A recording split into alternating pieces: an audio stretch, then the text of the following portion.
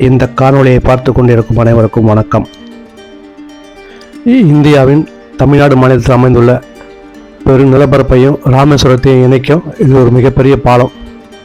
கப்பல் போக்குவரத்து வசதிக்காக கப்பல் போகும்பொழுது இந்த பாலம் அப்படியே ரெண்டாக மேலே அப்படி தூக்கி வழிவிடும்.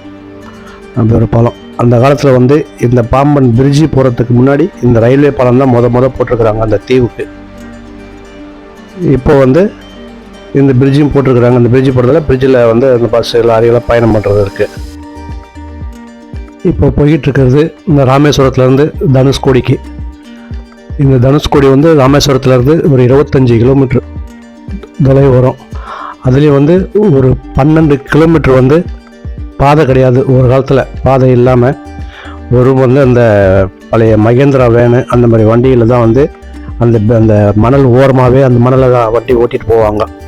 இப்போ தான் அதுக்கு நல்ல ஒரு ரோடு போட்டு அருமையாக மக்கள் போகிறதுக்கு நல்ல ஒரு பாதை அமைச்சு கொடுத்துருக்குறாங்க. இந்த ரோட்டில் போயிட்டுருக்கும் பொழுது இடதுபுறமும் வலதுபுறமும் வங்கக்கடலும் இந்திய பெருங்கடலும் கூடுமிடம். அந்த கூடுமிடம் தான் அந்த ஒரு இந்திய மேப்பில் பார்த்தாவே தெரியும். அப்படியே அந்த கூட்ஸ் அப்படியே கடைசியில் அங்கே தான் முடியும். அங்கேருந்து படகுலாம் போனாக்கா 1/2 மணி நேரம்னு சொல்லுவாங்க இலங்கைக்கு. அதுக்காக இப்போ எல்லாம் போட்டில் போக முடியாது. அது ரொம்ப ரெஸ்ட்ரிக்ஷன். இன்னும் கொஞ்ச நாளில் காரைக்குடி அங்கே இருக்கிற ஹார்பர்லேருந்து இலங்கைக்கு கப்பல் பயணம் இருக்குதுன்னு சொல்லியிருக்காங்க.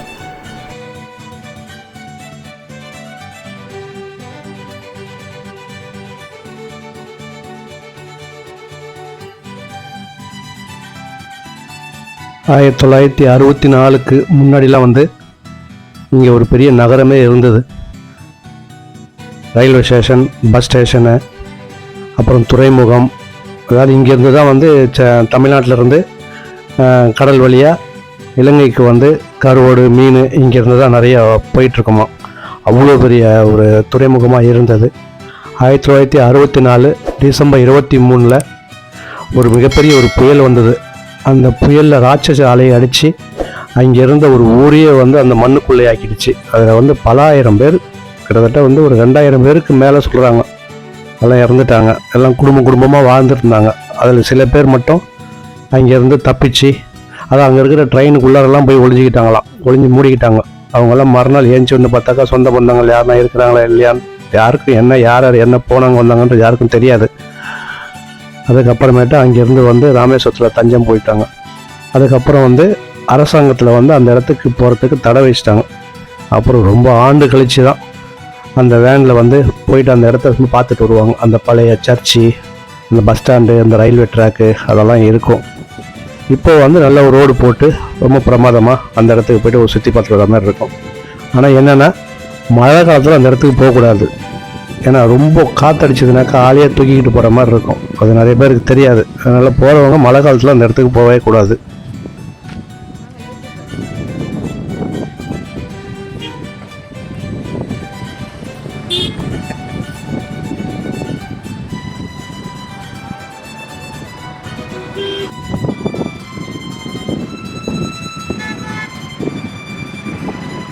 காசி ராமேஸ்வரத்துக்கு வழக்கமாக எல்லோரும் போவாங்க.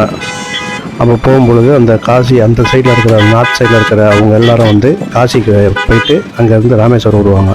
இந்த ராமேஸ்வரம் அத்தனை சுற்றுலா பயணிகளும் இந்த தனுஷ்கோடிக்கு ஒரு முறை பார்த்துட்டு போவாங்க. இங்கே ஏதாவது தினமும் ஏகப்பட்ட ஆயிரக்கணக்கான பேர் போகிறது வழக்கம்.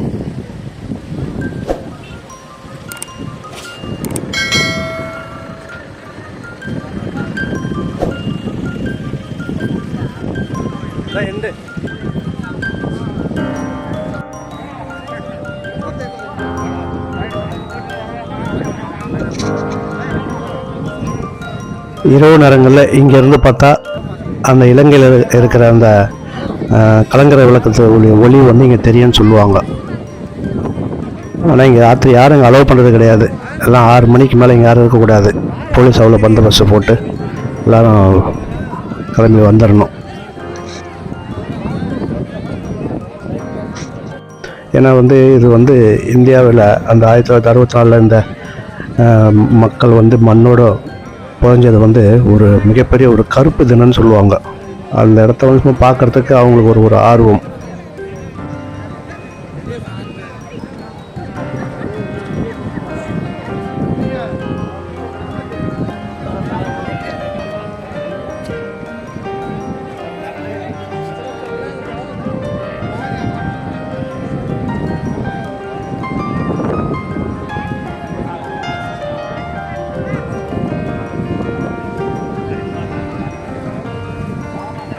இந்த இரண்டு பக்கமும் அந்த கடல் இருக்குது. ஆனால் இங்கே என்னென்னா இந்த அலை அடிக்காது, அலை சுத்தமாக இருக்காது, தண்ணியும் அவ்வளோ சுத்தமாக இருக்கும்.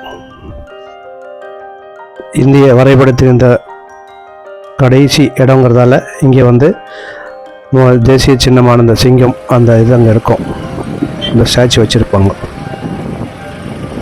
அங்கேருந்து இங்கே வந்து இதை அப்படி ஒரு ரவுண்ட் அடிச்சுட்டு தான் அதுக்கப்புறம் போக முடியும்.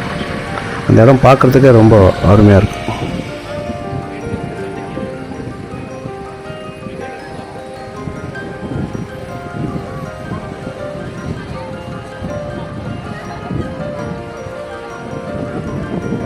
விளையாட்டை வந்து இப்போ எல்லோரும் வந்து ஒரு காட்சியான ஒரு காட்சி பொருளாக நம்ம பார்த்துக்கிட்டு இருக்கிறோம். ஆனால் அந்த காலத்தில் நம்முடைய முன்னோர்கள் வந்து இந்த இடத்துல இந்த மண்ணோட மண்ணாக புரிஞ்சிருக்கிறாங்க. இதெல்லாம் வந்து இது வந்து இன்னும் ரொம்ப தூரம் இருக்குமா. இப்போ கொஞ்சம் தண்ணியெல்லாம் வந்து வந்து வந்து கொஞ்சம் அந்த இடம் கொஞ்சம் கம்மியாகிட்டு இருக்குது. இப்போவும் சில இந்த கிராமத்தில் வந்து சில மீனவ மக்கள் வந்து வசிக்கிட்டு இருக்கிறாங்க. ஆனால் எந்த நேரத்துக்கும் ஆபத்துன்ற மாதிரியே தான் அந்த இடம் இருக்கும் பார்க்குறதுக்கு. இந்த இடத்துக்கு போயிட்டு வர வழியில் தான் அந்த இடிஞ்சு போன சர்ச்சு, அந்த ரயில்வே ஸ்டேஷன், அந்த துறைமுகம், அதெல்லாம் பழைய சின்ன சின்ன கல்லுகள் தான் இருக்குது. எல்லாம் இப்போ நிறைய போயிடுச்சு. அந்த இடத்துக்கு வந்துட்டு இந்த சிப்பியில் செஞ்ச இந்த கலைப்பொருட்கள்லாம் விற்பாங்க. அதெல்லாம் அந்த ஜனங்க வந்து ரொம்ப ஆர்வமாக வாங்கிட்டு போவாங்க. அது மட்டும் இல்லை, சாப்பிட்ற நேரத்துக்கு போயாச்சுனாக்கா நல்லா அந்த மீன் வறுத்து கொடுப்பாங்க. மீன் குழம்பு சாப்பாடு, மீன் வறுத்து கொடுக்கறது இங்கே ரொம்ப பிரபலம். இந்த ராமேஸ்வரம் சர்ச்சு, ரயில்வே ஸ்டேஷன், இது வந்து இன்னொரு வீடியோ எடுத்திருக்கு. அதனுடைய லிங்க்கு நான் கீழே தரேன், அதையும் பாருங்கள். இப்போவெல்லாம் இந்த மாதிரி ரோடு போட்டிருக்காங்க. இதுக்கு முன்னாடி வந்து இந்த மாதிரி வேனில் தான் போகும். அதுவும் மணலில் போகும், மறுபடியும் தண்ணியில் போகும், மறுபடியும் மணலில் போகும். அதாவது இந்த பயணம் பண்ணுறதே ரொம்ப சுவாரஸ்யமாகவும் இருக்கும், பயமாகவும் இருக்கும். போயிட்டு வர வரைக்கும் திக்கு திக்குன்னு இருக்கும். ஆனால் போனதுக்கப்புறம் ரொம்ப பார்க்குறதுக்கே ரொம்ப ஒரு இதாக இருக்கும். இது போல் பையனை குளர வச்சு பார்ப்பாங்க, ஆனால் ஒன்றும் தெரியாது. நாங்களும் குடும்பத்தோடு போயிட்டு வந்தோம். என்ன இந்த மதிய நேரத்தில் போகும்பொழுது வெயில் வாட்டி விடுது. 3 மணிக்கு அங்கே இருக்கிற மாதிரி போங்க, நீங்களும் போங்க. அதுவும் தமிழ்நாட்டில் இருந்துக்கிட்டு இதெல்லாம் போய் பார்க்கக்கூடிய ஒரு முக்கியமான ஒரு இடம், போய் பார்த்துட்டு வாங்க. ஏன்னா அந்த இடம் பார்க்கும் பொழுது அந்த 2 புறமும் வந்து கடல் வந்து சேர்றது நல்ல நீல கலரில் இருக்கும். பார்க்கறதுக்கு ரொம்ப அற்புதமாக இருக்கும். நிறைய பேர் குளிப்பாங்க, ஆனால் அதுவும் ஒரு ஆபத்தான விஷயந்தான். பார்க்கும்போது ரொம்ப ஒரு புத்துணர்ச்சியாக இருக்கும் நமக்கே. வழியில் கோதண்டராமன் கோயில் இருக்குது, அதுவும் போய் பார்த்துட்டு வரலாம். இந்த காணொளியை பார்த்த அனைவருக்கும் நன்றி, வணக்கம். லைக் பண்ணுங்கள், ஷேர் பண்ணுங்கள், சப்ஸ்கிரைப் பண்ணுங்கள்.